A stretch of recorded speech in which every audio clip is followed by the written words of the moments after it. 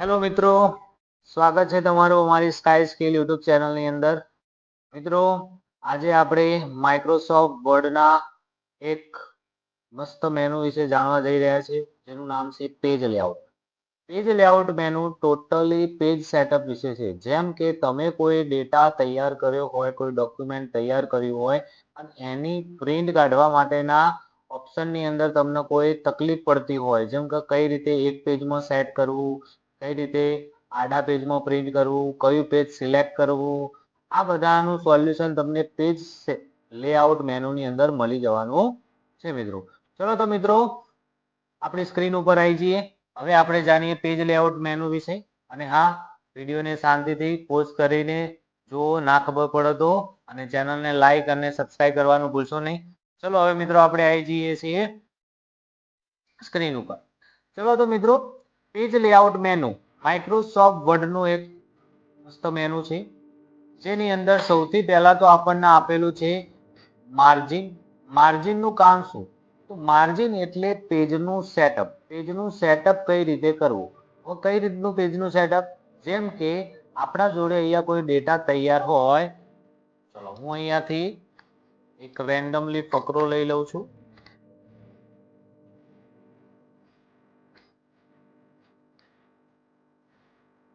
Okay મિત્રો, ચલો તો ફકરો આપણો રેડી થઈ ગયો છે. હવે આનું મારે પેજનું સેટઅપ કરવું છે. તો પેજનું સેટઅપ કઈ રીતે કરવું? તો એના માટે આપણે જોઈ લઈએ પેજ લેઆઉટ મેનુની અંદર આવી જઈએ, જેની અંદર માર્જિન. માર્જિન એટલે શું?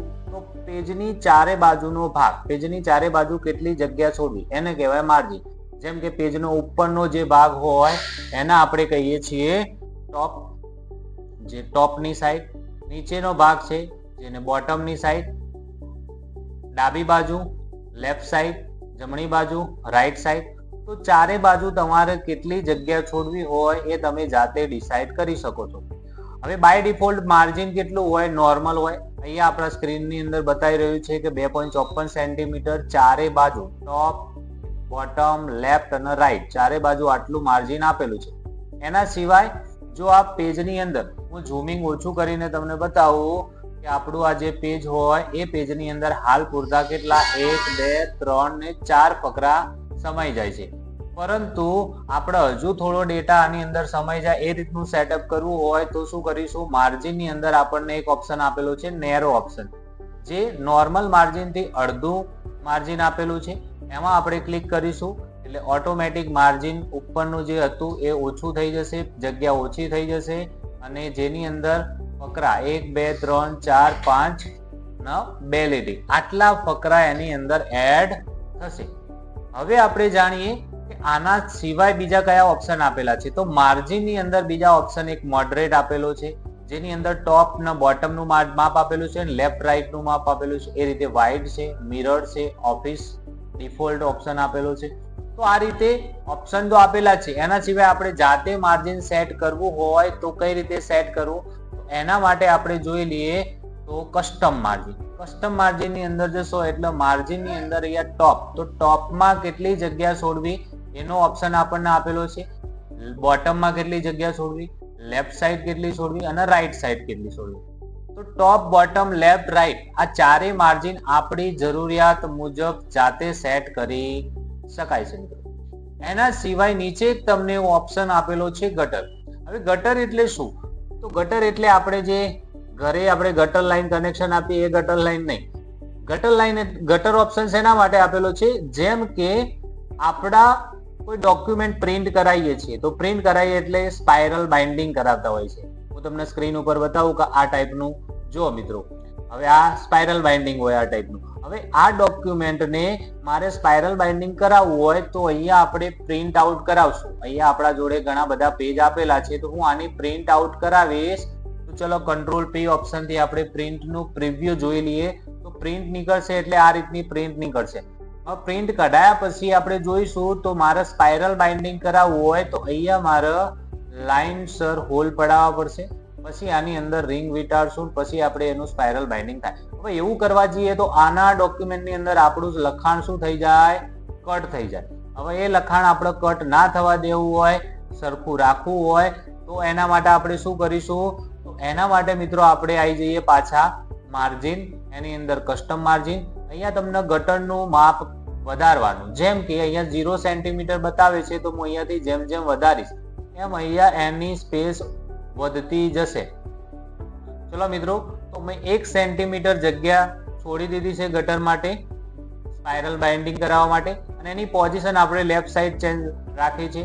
હવે હું અહીંયા ઓકે કરી દઉં તો જે માપ અહીંયા આટલી જગ્યા છોડેલી હતી એ થોડી વધારે છૂટી જશે, જેનાથી આપણે પ્રિન્ટ આઉટ કરાયા પછી આપણો ડેટા જે હશે એનો કટ થશે નહીં.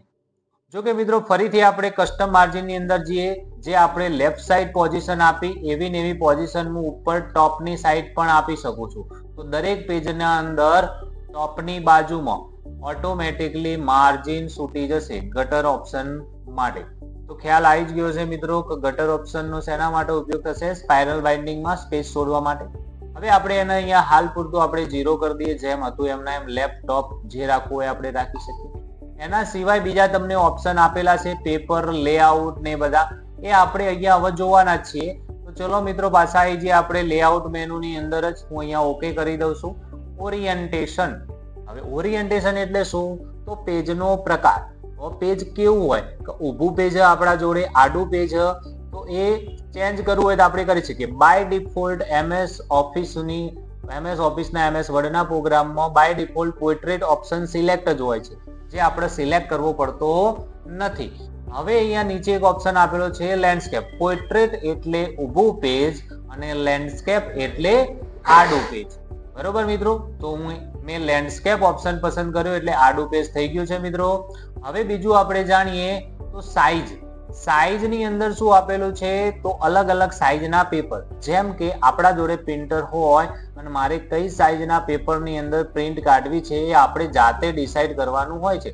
જેમ કે by default letter and A4 આપણા જોડે આપણે સૌથી વધારે A4 સાઈઝના પેપરનો ઉપયોગ કરતા હોય છે. કોઈ ઝેરોક્સ કરાવી હોય, પ્રિન્ટ આઉટ કરાવી હોય, કોલ લેટર કઢાવવા હોય, તો બધાની અંદર આપણે A4 સાઈઝનું પેપરનો જ યુઝ કરીએ. પરંતુ આપણે કોઈ કામકાજ કરાવવા હોય, જેમ કે દસ્તાવેજી કામકાજ કરાવવું હોય તો લીગલ પેપર વપરાય છે, લાંબુ પેજ આવે થોડું. એના સિવાય એનાથી મોટી સાઈઝના પેપર કરાવવા હોય તો A3 સાઈઝ જે આવે છે. એના પછી બીજા ઘણા બધા એન્વલપના સાઈઝના પણ પેપર આવે છે, ઘણા બધા સાઈઝના. જેમ આપણો ડેટા હોય એ પ્રમાણે પેપરની સાઈઝ અલગ અલગ આવે અને એ પ્રમાણે આપણે પ્રિન્ટ આઉટ એની અંદર કાઢી શકીએ. તો એની અંદર જ આપણે જોઈએ કે લેટર અને A4 સાઈઝ સિલેક્ટ હોય તો આપણે ગમે તે બંનેમાંથી પ્રિન્ટ ઓકે જ આવશે. જો 0 માર્જિન હશે તો થોડું લખાણ આપણું કટ થાય. હવે આપણે જોઈએ તો એની અંદર લેટર, એના પછી આવે ટેબ્લોઇડ, લીગલ પેપર લાંબુ હોય, એનાથી લાંબુ ટેબ્લોઇડ પેપર આવશે. એના પછી સ્ટેટમેન્ટ આવે, એક્ઝિક્યુટિવ A3, B4, B5, એમ અલગ અલગ સાઈઝના પેપર અને પેપરના નામ અને એનું માપ આપેલું છે. તો આપણે જે સાઈઝનું પેપર જરૂર હોય એ સાઈઝનું પેપર આમાંથી સિલેક્ટ કરીશું. જેમ કે હું અહીંયાથી ઓરિએન્ટેશન પોર્ટ્રેટ આપી દઉં. ફરીથી આપણે જોઈ લઈએ પોર્ટ્રેટની અંદર કેટલો ફકરો માય છે. તો હું કંટ્રોલ P કરીને જોઈ લઉં કેટલા પેરેગ્રાફ આવે છે મિત્રો. 1, 2, 3, 4, 5 ને 2 લાઈન. બરોબર મિત્રો, હવે આપણે પાછા નોર્મલ ઉપર આવી જઈએ. હું અહીંયાથી પેજની સાઈઝ ચેન્જ કરી દઉં. લીગલ સાઈઝ સિલેક્ટ કરી દીધી મિત્રો. હવે તમે કંટ્રોલ P કરી પ્રિન્ટ પ્રિવ્યુ જોશો તો જુઓ મિત્રો કેટલા પેરેગ્રાફ આવી ગયા? 2, 4, 6 અને 7. તો વધારે ડેટામાં પણ એના માટે પેજ પણ લાંબુ જોવે, લીગલ પેપર જોવે ત્યારે જ પ્રિન્ટ નીકળે. હવે આપણે લીગલ પેપર સિલેક્ટ કરેલું હોય અને પ્રિન્ટ કાઢતી વખતે આપણા જોડે A4 સાઈઝના પેપર હોય તો આપણી પ્રિન્ટ નીકળશે ખરા, પણ શું થશે? તો જેટલો A4 સાઈઝના પેપરનું માપ હશે એટલો જ ડેટા પ્રિન્ટ થશે, બાકીનો નીચેનો ભાગ પ્રિન્ટ થશે નહીં. એટલે ધ્યાન રાખો પ્રિન્ટ કાઢતી વખતે કયું પેપર સિલેક્ટ કરેલું છે, A4 છે કે લીગલ છે. બરોબર મિત્રો, હવે મિત્રો આપણે આવી જઈએ પાછા ફરીથી એની બાજુનો ઓપ્શન કોલમની અંદર. મિત્રો વિડીયો શાંતિથી પોઝ કરીને જુઓ, ના ખ્યાલ આવે તો, અને ચેનલને સબસ્ક્રાઇબ અને શેર કરવાનું ભૂલશો નહીં. તમારા મિત્રોને પણ શેર કરો જેનાથી એ પણ કંઈક નવું શીખે. હવે આપણે આવી જઈએ કોલમ. હવે કોલમની અંદર શું થાય? તો કોલમમાં ડિવાઈડ થાય. આપણે ઇંગ્લિશની કે બુકની અંદર કંઈક જોયું હશે તો આપણું જે કન્ટેન્ટ ફકરો લખેલો હોય એ 2-3 કોલમની અંદર લખેલો હોય છે. જેવી રીતે જેમ કે હાલ આપણે આ રીતે તો લખી દીધો ફકરો, પરંતુ હું અહીંયા કોલમની અંદર જઉં અને અહીંયા હું 2 કોલમમાં ડિવાઈડ કરી દઉં તો આ રીતે આપણો લખાઈ જશે, કન્વર્ટ થઈ જશે. જો કે આવી રીતે જાતે તમે ટાઈપ કરવા જશો તો ટાઈમ થશે અને એક્ઝેક્ટ આ ટાઈપનું માર્જિન સાથે લખાશે નહીં. તો આપણે એ રીતે લખવાની જરૂર નહીં, આપણને ઓપ્શન આપેલો જ છે, તો આપણે શું કરીશું, એનો ઉપયોગ કરીશું. હવે પાછા કોલમની અંદર જો મારે 3 કોલમમાં ડિવાઈડ કરવું હોય પેરેગ્રાફને, તો 3 કોલમમાં પણ ડિવાઈડ કરી શકું છું. લેફ્ટ સાઈડની કોલમ નાની, રાઈટ સાઈડની મોટી કોલમ રાખવી હોય તો પણ હું એને કરી શકું છું. એનાથી ઉલટું લેફ્ટ સાઈડની અંદર મોટી કોલમ, રાઈટ સાઈડમાં નાની કોલમમાં ડિવાઈડ કરવું હોય તો પણ કરી શકું છું. અને આવું કન્વર્ટ થઈ ચૂક્યું હોય અને પછી એને આપણે નોર્મલ કરી દેવું હોય તો શું કરીશું, કોલમની અંદર જઈ અને 1 કરી દેવાનું, એટલે પહેલું જેવું હતું આપણે એવું ને એવું લખાણ આવી જશે મિત્રો. હવે આપણે આવી જઈએ આપણે બ્રેક ઓપ્શન ઉપર. બ્રેકનું કામ શું, આપણે આગળ ઇન્સર્ટ મેનુની અંદર જોયું પેજીસમાં કે પેજ બ્રેક કરાવીએ. પેજ બ્રેક એટલે શું, તો ચાલો આપણે ફરીથી જોઈ લઈએ કે અહીંયા મારું કર્સર હોય અને હું અહીંયાથી પેજને બ્રેક કરાવી દઉં. તો બ્રેક કરાવશું એટલે શું થશે, તો એનાથી નીચેનો ડેટા નવા પેજ ઉપર જતો રહેશે અને આ ડેટાના પેજનું બ્રેક કરી દેશે. મતલબ કે તમે અહીંયા ક્લિક કરશો તો ક્લિક થશે નહીં. કેમ કે આટલો ડેટા ફ્રીઝ થઈ ગયો છે. હવે આપણે આવી જઈએ લાઈન નંબર. લાઈન નંબર એટલે શું, લાઈન નંબર એટલે દરેક લાઈનના આગળ નંબર લખવા હોય તો આપણે નંબર લખીને ગણતરી કરવી હોય તો કેટલી લાઈન લખેલી છે તો કઈ રીતે કરવી, તો એના માટે આપણે લાઈન નંબર ઉપર આવી જઈશું. અહીંયા હું કન્ટિન્યુઅસ કરે એટલે દરેક લાઈન આગળ નંબર આવી જશે. પણ હા, આમાં એક તમારે ધ્યાન રાખવું પડશે કે વચ્ચે કોઈ જગ્યા ઉપર તમે એન્ટર આપીને લાઈન છોડેલી છે, જગ્યા છોડેલી હોય તો એ લાઈનને પણ ગણતરીમાં લઈ લેશે, એટલે એ ધ્યાન રાખો મિત્રો. જો લાઈન જગ્યા ના છોડેલી હોય તો સેમ એઝ ઇટ ઇઝ તમને ગણતરી કરીને આપી દેશે કે કયા નંબરની લાઈન આપેલી છે. બીજું ઓપ્શન લાઈન નંબરની અંદર આવે રિસ્ટાર્ટ ઈચ પેજ. મતલબ કે દરેક પેજ ઉપર ફરીથી સ્ટાર્ટ કરવું હોય 1 થી. તો ચલો મિત્રો, પહેલા પેજની અંદર 1 થી સ્ટાર્ટ થઈ ગયું છે, 1 2 3 4 થી 23 સુધી. એના પછી ફરીથી બીજા પેજની અંદર ફરીથી સ્ટાર્ટ કરશે, ત્રીજા પેજની અંદર ફરીથી સ્ટાર્ટ કરશે. તો આ રીતે તમે રિસ્ટાર્ટ ઈચ પેજનો ઓપ્શન સિલેક્ટ કરી શકો છો. અને જો તમારે એને નોર્મલ કરી દેવું હોય તો નોન કરી દેશો એટલે પેજ નંબર જતા રહેશે, કન્ટિન્યુઅસ આવશે નહીં. ઓકે મિત્રો, હવે આપણે જોવા જઈ રહ્યા છીએ હાઇફન. હાઇફન તો તમને ખ્યાલ હશે, હાઇફન એટલે એક ડેશ. હવે હાઇફનેશન તમને ઓપ્શન આપેલો. હાઇફનેશન એટલે શું, તો આપણે ડોક્યુમેન્ટ બનાવતા હોય અથવા તો આપણે બુકની અંદર જોયેલું હોય છે કે બુકની અંદર લાઈન પૂરી થતી હોય એના એન્ડમાં અડધો સ્પેલિંગ ઉપર હશે, વચ્ચે ડેશ હોય છે અને અડધો સ્પેલિંગ નીચે હોય છે. આવું આપણે ઇંગ્લિશની બુકમાં જોયું જ હશે. એવું કેમ હોય છે, તો એનાથી ફાયદો શું થાય, તો આપણી વધારાની સ્પેસ જે બગડતી હોય એ બગડે નહીં, બરોબર. એટલા માટે એનો હાઇફનેશનનો ઉપયોગ થાય. અને આપણે જો હાઇફનેશન હાલ નોર્મલ મેં ચાલુ કર્યું નહીં, પણ હું અહીંયાથી એનો ઓટોમેટિક કરી દઈશ તો તમને અહીંયા બતાવું. મેં ઓટોમેટિક અહીંયા હાઇફનેશન સિલેક્ટ કરી દીધું છે. હવે આપણે જોઈએ તો અહીંયા હું કોઈ સ્પેલિંગ લખું, જેમ કે અહીંયા આપણે લખીએ કમ્પ્યુટર ઇઝ એન ઇલેક્ટ્રોનિક્સ. તો મિત્રો શું થયું, મેં ઓટોમેટિક હાઇફનેશન સિલેક્ટ કર્યું એટલે અડધો સ્પેલિંગ ઉપર રહ્યો. સ્પેલિંગ મોટો હોવાને લીધે આમ તો આખો સ્પેલિંગ નીચે જતો રહે, જેનાથી અહીંયા જગ્યા છૂટી જાય. પણ અહીંયા જગ્યા ના છૂટે અને શું થશે, અડધો સ્પેલિંગ ઉપર, વચ્ચે હાઇફન આવી જશે અને અડધો સ્પેલિંગ નીચે આવી જશે. તો આ રીતે તમે હાઇફનેશનનો પણ ઉપયોગ કરી શકો છો. જો આપણે જરૂર ના હોય તો આપણે શું કરીશું, એને નોન જ રાખીશું, નોર્મલ જ રાખીશું. હવે મિત્રો આપણે આગળ આવી જઈએ પેજ સેટઅપની બાજુમાં આપણને ઓપ્શન આપેલો છે પેરેગ્રાફ. પેરેગ્રાફ એટલે ફકરો. ફકરાનો માર્જિન સેટઅપ કઈ રીતે કરવું, એનું માર્જિન કઈ રીતે કરવું, એના એક બાજુથી બીજી બાજુ કઈ રીતે ખસેડવું, એના ઓપ્શન આપેલા છે. તો આપણે જોઈએ તો એના ઓપ્શનની અંદર હું આ ફકરા ઉપર મેં ક્લિક કરેલું હોય અને હવે આપણે જાણવું હોય તો મારે અહીંયા ઇન્ડેન્ટ એટલે પેરેગ્રાફ જ છે. ઇન્ડેન્ટ એટલે મતલબ આ ફકરાને મારે એક બાજુ લઈ જવું હોય તો અહીંયાથી હું એના લેફ્ટ સાઈડ, મતલબ કે લેફ્ટ સાઈડ થી ફકરાને શું કરું છું, ખસેડું છું જમણી બાજુ.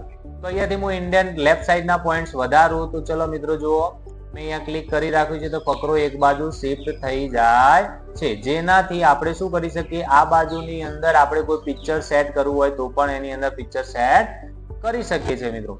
હવે બીજું આપણે જોવાનું છે, તો આ ફકરો આ રીતે તો આપણે સેટ કર્યો, પણ હવે આપણે એને નોર્મલ કરવું હોય શું કરવાનું, તો આના ઘટાડવાની જરૂર નથી. અહીંયા આપણે શું કરીશું, 0 લખીને એન્ટર પ્રેસ કરીશું એટલે નોર્મલ આવી જશે. જે રીતે ફકરો આપણે ડાબી બાજુથી જમણી બાજુ લઈ ગયા એવી જ રીતે મારે જમણી બાજુથી ફકરો ડાબી બાજુ લાવવો હોય તો શું કરીશું, એના એ જ ફકરાના ઉપર કોઈ પણ જગ્યાએ ક્લિક જ રાખવાનું, રાઈટ સાઈડના પોઈન્ટ્સનું વધારે એટલે ફકરો જે જમણી બાજુથી ડાબી બાજુ આવી જશે. આવી ગયો મિત્રો. અને જો આને પણ આપણે નોર્મલ કરવું હોય તો શું કરીશું, ફરીથી એમાં 0 લખીને એન્ટર આપીશું. ઓકે મિત્રો. ચલો મિત્રો, આ જે ફકરો હોય એના ઉપર અહીંયા મારે જગ્યા છોડવી હોય અથવા તો નીચે જગ્યા છોડવી હોય તો શું કરવાનું, કમેન્ટ કરજો મને શું કરવાનું. બરાબર, કમેન્ટ કરવાનું ભૂલતા નહીં. એના સિવાય હું તમને અહીંયા ઓપ્શન આપેલો છે, હું તમને કહી દઉં છું કે મારે આ ફકરાના ઉપર જગ્યા છોડવી હોય તો શું કરીશું, તો એના માટે આપણે અહીંયા બિફોર ઓપ્શનના પોઈન્ટ વધારશું. બિફોર એટલે એના પહેલા. ચલો આ ફકરા ઉપર આપણે ક્લિક કર્યું, અહીંયાથી બિફોરના પોઈન્ટ વધારીએ તો શું થશે, ત્યાં સ્પેસ છૂટી જશે. હવે આ સ્પેસ આપણે છોડી છે ત્યાં આપણે કશું ક્લિક કરી શકીએ નહીં. જેમ આપણે પેજને બ્રેક કરાવીએ એમ આટલો ભાગ બ્રેક થઈ ગયો, ત્યાં તમે કશું લખી શકો નહીં. જો લખવું હોય તો આપણે એના પોઈન્ટ્સ ઘટાડવા પડે અને પછી આપણે એને લખી શકીએ. આપણે ઓટો ઓપ્શન રાખ્યો. જે રીતે ઉપર ફકરાના ઉપર આપણે જગ્યા છોડી એ રીતે મેં નીચે જગ્યા મારે છોડવી હોય તો શું કરીશું, આફ્ટરના પોઈન્ટ્સ વધારીશું. તો વધી ગયા પોઈન્ટ મિત્રો, નીચે જગ્યા છૂટી ગઈ. અને જો પાછું નોર્મલ કરવું હોય તો આપણે શું કરીશું મિત્રો, ફરીથી એના પોઈન્ટ ઘટાડી દઈશું. ઓટો રાખવું હોય તો ઓટો, 6 કે 8 પોઈન્ટ રાખવો હોય તો એ આપણે રાખી શકીએ મિત્રો. એના પછી આપણને અરેન્જ ઓપ્શન આપેલો છે, જે આપણે ઇન્સર્ટ મેનુની અંદર પેજ, શેપ એ બધા ઓપ્શનના ફોર્મેટ મેનુ શીખ્યા એની અંદર જોઈ ચૂક્યા છીએ કે પોઝિશન આપી, wrap text shape, bring forward મતલબ એકબીજાના શેપના આગળ પાછળ લઈ જવા માટેના, અને સેક્શન પેન, અલાઇનમેન્ટ, રોટેશન આ બધા ઓપ્શન આપણે વર્ડ ઇન્સર્ટ મેનુની અંદર પિક્ચર ઓપ્શન, શેપ ઓપ્શનની અંદર શીખી ચૂક્યા છીએ. ચલો મિત્રો, આશા રાખું છું કે તમને મારો પેજ લેઆઉટ મેનુ વિશેનો વિડીયો ખ્યાલ આવ્યો હશે. ના ખ્યાલ આવ્યો હોય તો મિત્રો તમે મને કમેન્ટ કરી શકો છો કે આ ઓપ્શનની અંદર મને ખ્યાલ નથી આવ્યો. અને મિત્રો આ ચેનલને સબસ્ક્રાઇબ અને શેર કરવાનું ભૂલશો નહીં. થેન્ક યુ, ધન્યવાદ.